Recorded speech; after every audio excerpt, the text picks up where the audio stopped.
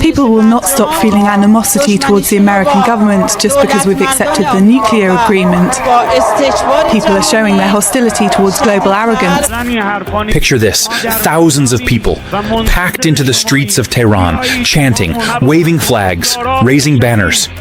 It's Quds Day, Jerusalem Day, Iran's annual state-organized rally, where the government gathers its people to declare solidarity with Palestinians and call for Israel's destruction. Clerics on stage, government ministers in the crowd, Iran's own president, Masoud Pezeshkian, standing right there among the demonstrators. The cameras are rolling. The slogans are loud. Death to Israel. Death to America. And then, boom. A massive explosion tears through Ferdowsi Square. Smoke rises over the crowd. Chaos. Screaming. People running. And somewhere in the confusion, a woman is dead. Killed by shrapnel. This is Tehran. March 13th, 2026. And what you just heard is not the beginning of this story. It is the latest chapter in a war that has been burning for 2 weeks straight.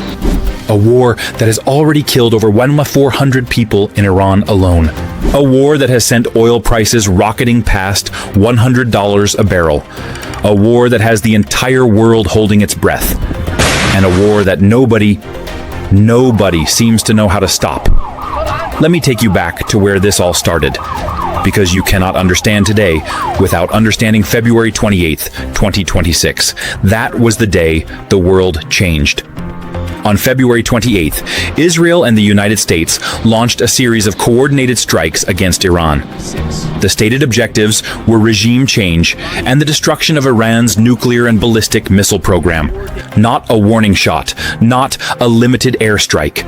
A full-scale joint military operation by the world's most powerful military, alongside the Middle East's most advanced fighting force, against a country of 90 million people. Now, before the debates start in the comments, let's just lay out the facts. The attacks followed the failure of indirect negotiations in February over a new agreement to limit Iran's nuclear program. The Omani foreign minister had reported significant progress, with Iran willing to make concessions. But President Trump said he was not thrilled with the talks. Not thrilled. So, instead of a deal, the world got into a war. And Iran did not sit quietly. Iran launched a series of counterstrikes against Israel, U.S. military bases across the region, and military and civilian locations in Arab states that house U.S. forces. Saudi Arabia, Kuwait, Bahrain, the UAE, Turkey. Iran swung at all of them. Iran has been attacking oil and other infrastructure around the Gulf region. In Oman, 2 people were killed when drones crashed in an industrial area. Think about that. 50 drones in one day, just into Saudi Arabia. This isn't a skirmish. This is a regional war. And the entire Gulf is now a battlefield. But let's talk about what's happening inside Iran first.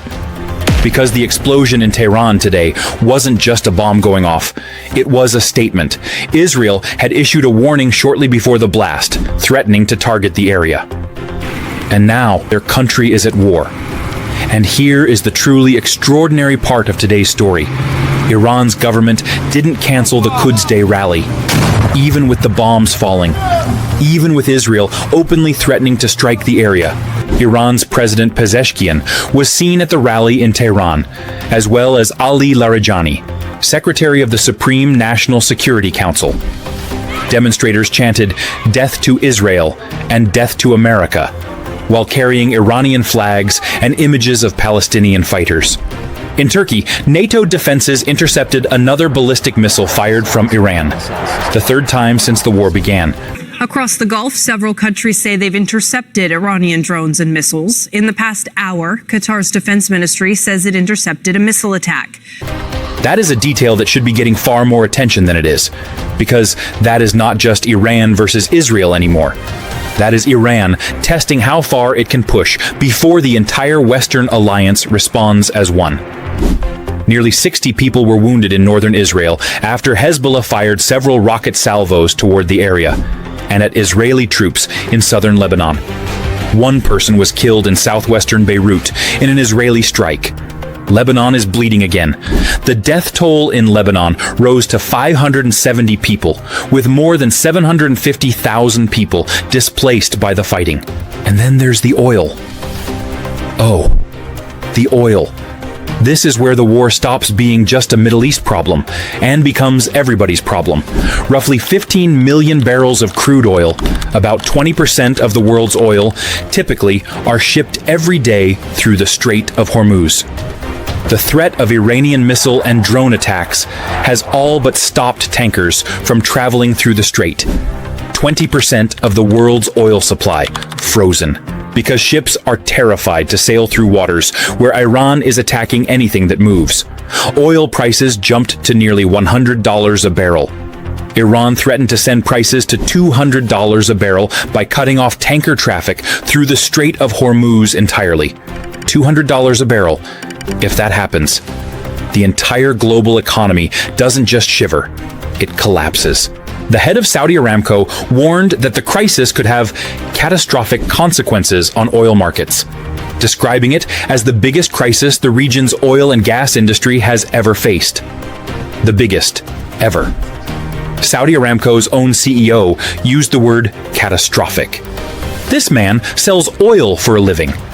Catastrophic is not a word he uses lightly. Now let's talk about Donald Trump, because you cannot tell this story without talking about Donald Trump. Trump has been, let's say, colorful in his communication about this war. Trump threatened death, fire, and fury.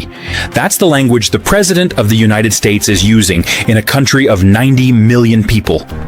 And then, almost in the same breath, Trump told CBS News, "I think the war is very much complete. Someone forgot to tell Iran that."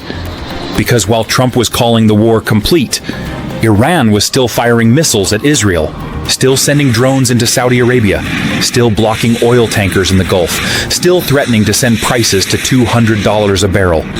And his own defense secretary, Pete Hegseth, was simultaneously going on television saying, "So, is the war complete or just beginning?" Washington apparently hasn't decided yet. What we do know is what Trump wants as the end goal.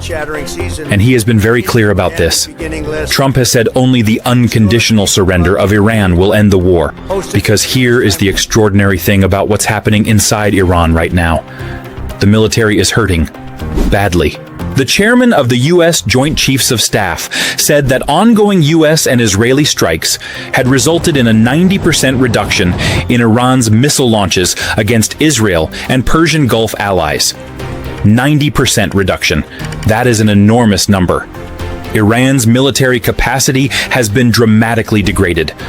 Satellite images of Iran's Natanz nuclear facility showed damage to buildings across the complex.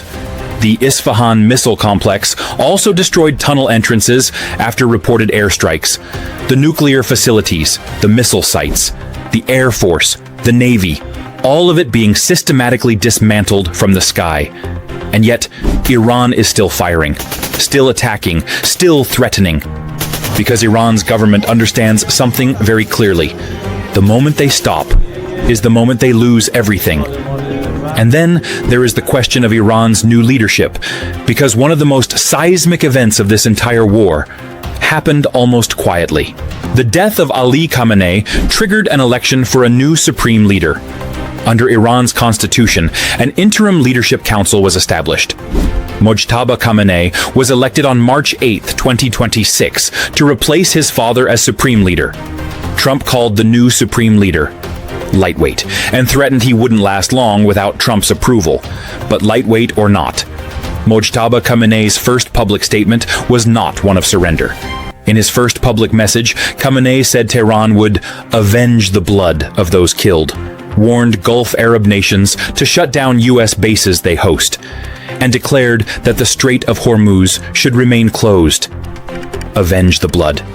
Keep Hormuz closed. Shut down U.S. bases. That is not the language of a man about to surrender. That is the language of a man doubling down. And here is where it gets genuinely dangerous. because there is a crack running through the heart of the Iranian government right now, and it could determine everything about how this war ends. Despite President Pezeshkian's apology to neighboring states for the strikes and his order to the armed forces to stop attacking Gulf states, the Revolutionary Guards continued with the attacks, exposing a leadership rift within the Iranian government. The president of Iran ordered the military to stop. The Revolutionary Guards kept going anyway. Read that again.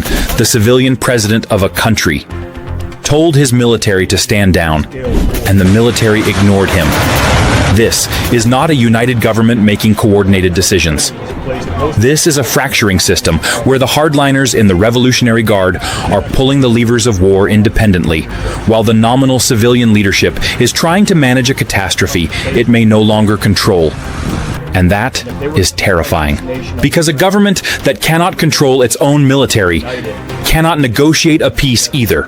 Now let's talk about where this goes from here, because right now, there are two possible paths. Path 1, Iran's military capacity continues to degrade. The 90% reduction in missile launches becomes 99%.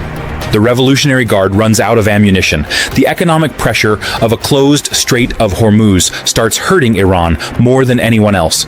And eventually, quietly, through back channels in Oman or Qatar, a deal gets made. Path 2. Iran's hardliners, cornered and desperate, decide they have nothing left to lose. They make good on the threat to truly shut down Hormuz. Oil hits $200 a barrel. Global markets crash. Saudi Arabia or the UAE, hit by enough drone strikes, decide to actively join the fight. The war spreads beyond Iran's borders in ways nobody can predict or control. And somewhere in that chaos, someone does something that can't be taken back. Nobody wants Path 2. But right now, nobody has a clear plan to guarantee Path 1 either. The Trump administration asked Israel not to carry out further strikes on Iran's energy facilities, particularly oil infrastructure.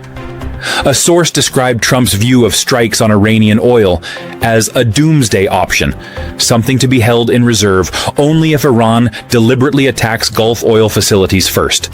Doomsday option. That phrase, sitting in an official U.S. government conversation, tells you everything about how serious this moment is. The adults in the room are trying to draw lines, but lines in wars have a habit of getting crossed. And through all of this, through the explosions in Tehran, through the drones over Dubai, through the rockets into northern Israel, through the burning tankers in the Gulf, through the 750,000 displaced in Lebanon, through the 1,044 dead in Iran, and counting, there are just people, ordinary people, a woman going to a rally in Tehran today who never came home, a family in northern Israel running to a shelter for the 14th night in a row, a sailor on a tanker in the Gulf, wondering if today is the day a drone finds his ship, a child in Beirut who doesn't understand why the sky keeps exploding. Wars are decided by generals and presidents, but they are lived and died by everyone else. And right now, millions of people across this region are living inside a decision that was made for them by leaders who will not personally feel the consequences. So let's be honest about what we're watching. We are watching the most volatile military confrontation in the Middle East since at least 1973. We are watching oil prices threaten to reshape the global economy overnight. We are watching a fracturing Iranian government where hardline military commanders may be more powerful than the elected president. Drop your thoughts in the comments below. Every single perspective in that comment section matters.